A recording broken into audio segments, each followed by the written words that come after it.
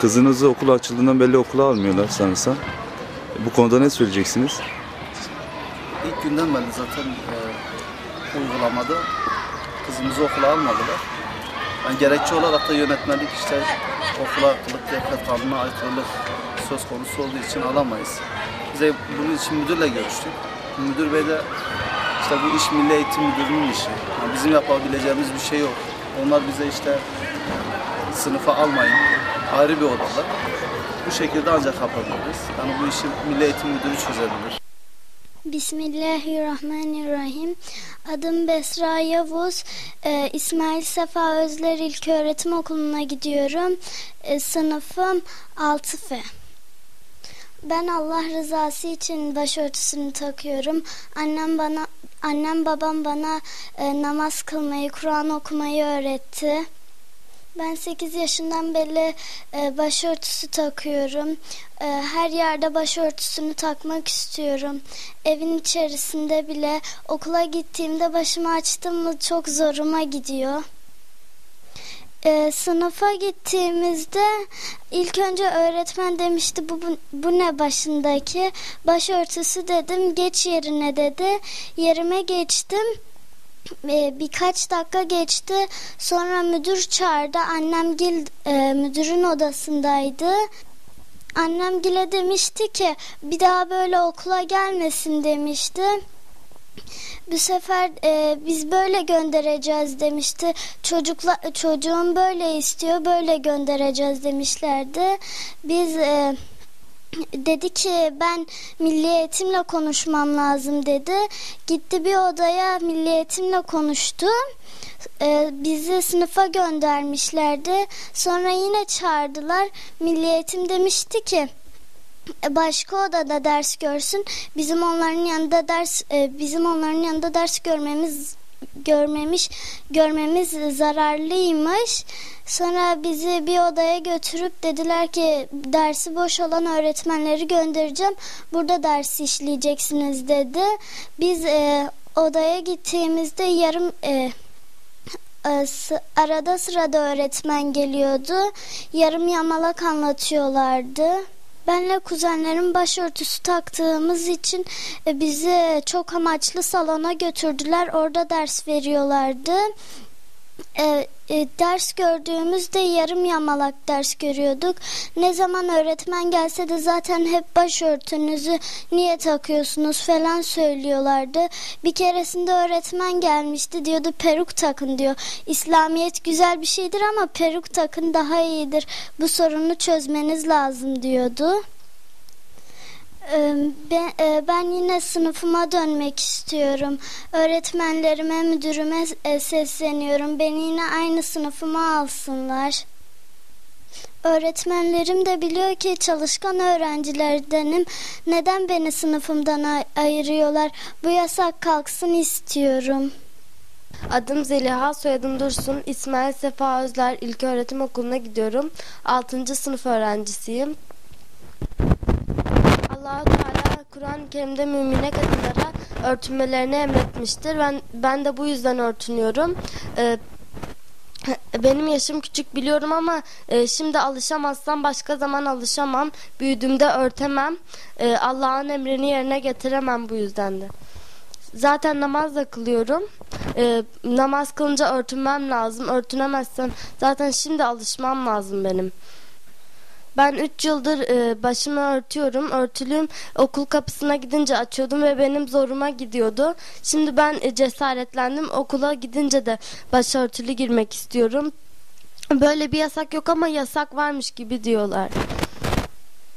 Ne olursa olsun başımı açmamaya karar vermiştim.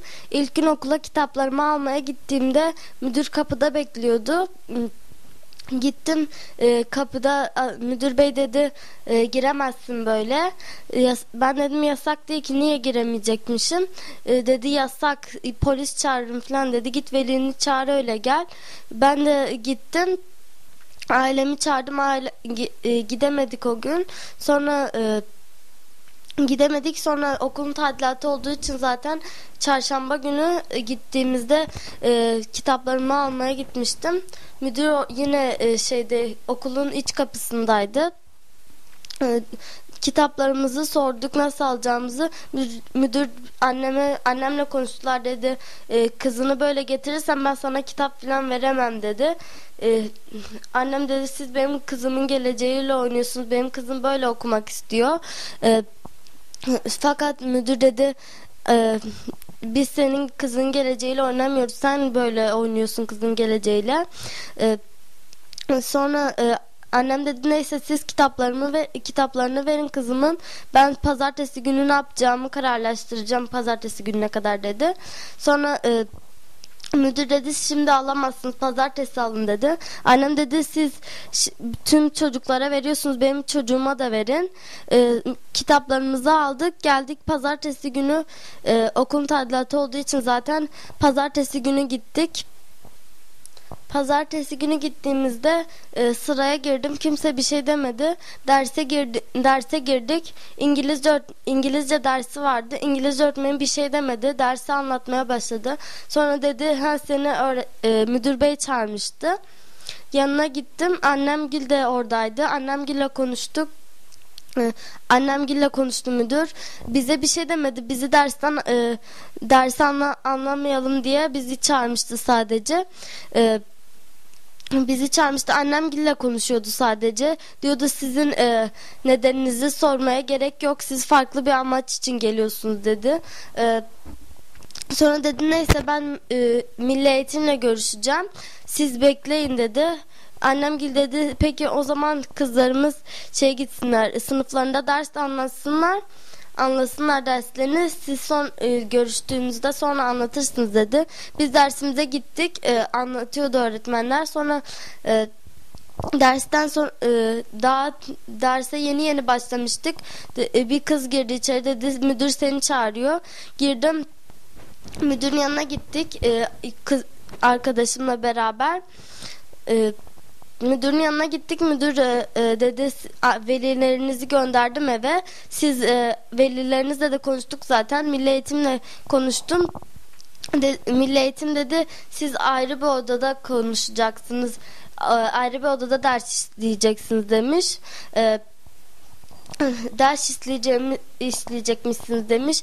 Biz de o odaya gittik. Çok amaçlı salona gittik. Tiyatro izlediğimiz odadaydı. Gittiğimizde zaten kimse fazla öğretmen gelmiyordu. Biz bu hafta içinde 5 gündür böyle gidip geliyoruz. Hiç fazla ders anlamıyoruz. Herkes de 6 ders alırken biz 2-3 ders alıyoruz. Ders anlatmaya giren öğretmenler de zaten yarım yamalak ders anlatıyorlar. Gerisine de başörtümüz hakkında konuşuyorlar. Saçma saçma şeyler söyleyip kafamızı yoruyorlar. Biz zaten öğretmenler diyorlar siz çalışkan öğrencilersiniz ama böyle yapmamanız lazım sizin. Okumanız lazım yoksa bize de zor oluyorlar.